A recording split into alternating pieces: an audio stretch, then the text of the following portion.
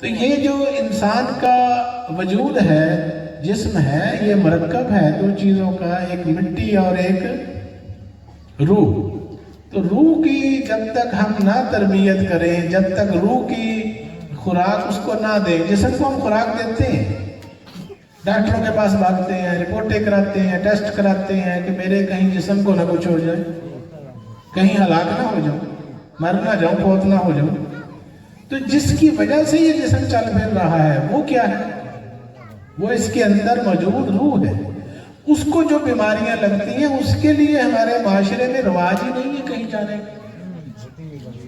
ہم ہیں جسموں کے پجاری، مادہ پرست بن گئے، نفس پرست بن گئے، صرف ظاہر پرستی کے اندر ہی بھاگے پھر رہے ہیں۔ تو اس کی فکر کرنی چاہیے، اس کی جو خوراک ہے وہ کہاں سے ملتی ہے؟ اہل اللہ سے، اولیاء اللہ سے، صالحین، متقین۔ ان کو قرآن مجید مفلحون، تفلحون کی تکرار کر رہا ہے، پورا قرآن بھرا ہوا ہے، تقویٰ تقویٰ تقویٰ۔ تو اہل تقویٰ جو ہیں وہ کیا کرتے ہیں؟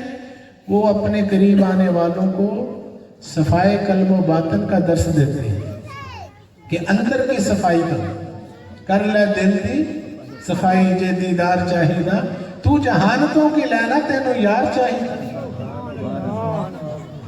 تو اندر کی صفائی جو ہے، جہاں صفائی وہاں خدائی۔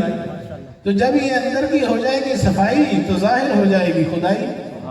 تو پھر عام بندہ نہیں کہتے، پھر اسے مظہر نور خدا کہتے ہیں، اسے ذوات الانبیاء کہتے ہیں، محبوب الہی کہتے ہیں، نائب رسول کہتے ہیں، سلطان العارفین کہتے ہیں۔